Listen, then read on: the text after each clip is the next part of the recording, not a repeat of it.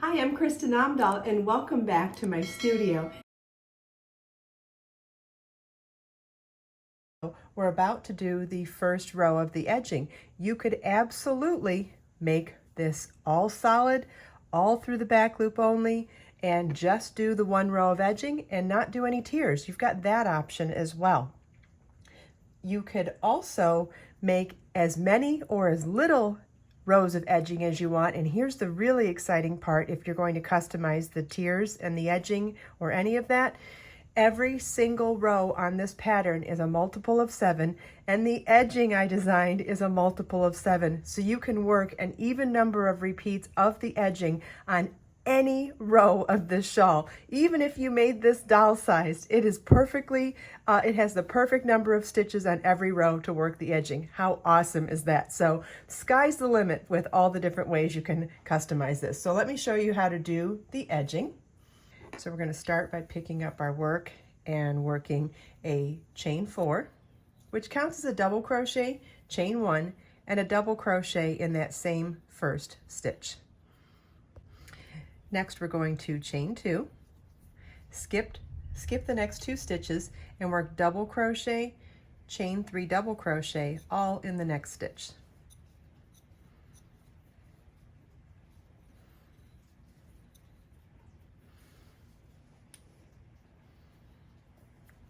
Chain 2, skip 2 stitches, double crochet, chain 1 double crochet in the next stitch.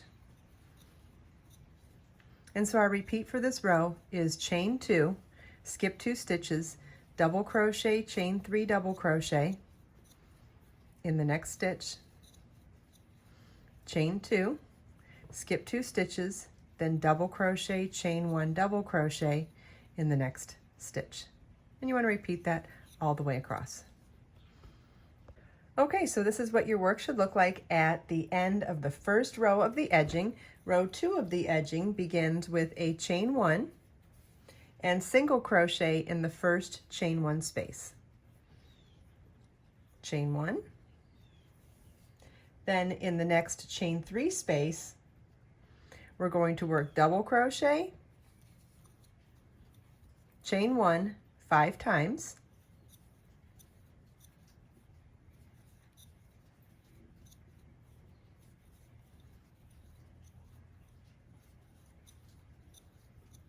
and 1 more double crochet, all in that chain 3 space. So we've got 6 double crochets separated by 5 chain 1 spaces. Then chain 1, single crochet in the next chain 1 space, and our repeat for this row is chain 1, double crochet, chain 1 times 5, and 1 more double crochet in the next chain 3 space.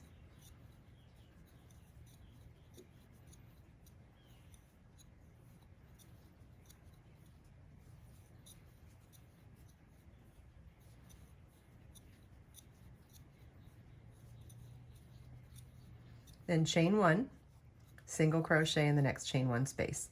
And you want to repeat this all the way across. Okay, so this is what your work should look like at the end of the second row of the edging, which honestly, if you wanted to stop here, this is certainly pretty too, but I'm going to keep going to show you this beautiful edging. So we're going to slip stitch into the first chain 1 space, then slip stitch into the next double crochet, and slip stitch into the next chain 1 space, chain 3, 1 double crochet in the next double crochet, and 1 double crochet in the next chain 1 space, 1 double crochet in the next double crochet. Then in the next chain 1 space, which is the center of that shell, we're going to work double crochet, chain 3 picot, double crochet. And chain 3 picot is chain 3, single crochet in the third chain from your hook, then double crochet again in that chain 1 space, 1 double crochet in the next double crochet, 1 in the next chain 1 space, 1 in the next double crochet. And then we're going to work double crochet 2 together in the last chain 1 space on this shell with the first chain 1 space on this shell. So it's yarn over your hook, insert your hook in the specified chain 1 space, yarn over, pull up a loop, yarn over, pull through 2. Then we're going to skip the next double crochet, chain 1, single crochet, chain 1, double crochet, and in that next chain 1 space, or the first one on the next shell, we'll work yarn over your hook, insert your hook in that chain 1 space, yarn over, pull up a loop, yarn over, pull through 2, yarn over, pull through all 3 loops on our hook. Then 1 double crochet in the next double crochet, 1 in the next chain 1 space, 1 in the next double crochet, and then when we get to the next chain 1 space, which is the center chain 1 space of this shell, we'll work double crochet, chain 3 picot, chain 3, single crochet in the 3rd chain from your hook, another double crochet in that same chain 1 space, and then we're going to continue in this established pattern all the way to the end of the row. At the end of the last repeat, we don't have an additional chain 1 space to work that last double crochet 2 together. So when on your last chain 1 space of the last shell, you're simply going to work 1 double crochet, which actually is symmetrical to what we did at the beginning of the row as well, and leave the rest of the row unworked, and you're ready to fasten off.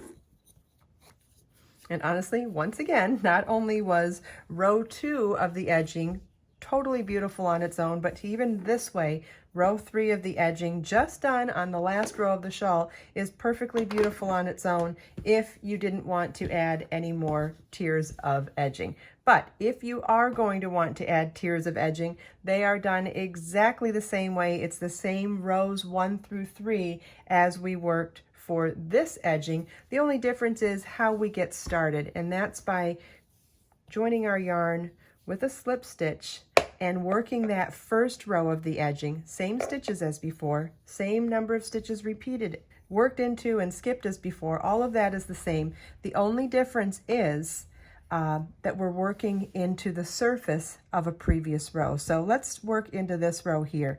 And so we'll start by inserting our crochet hook into the free loop of this first stitch at the beginning of the row.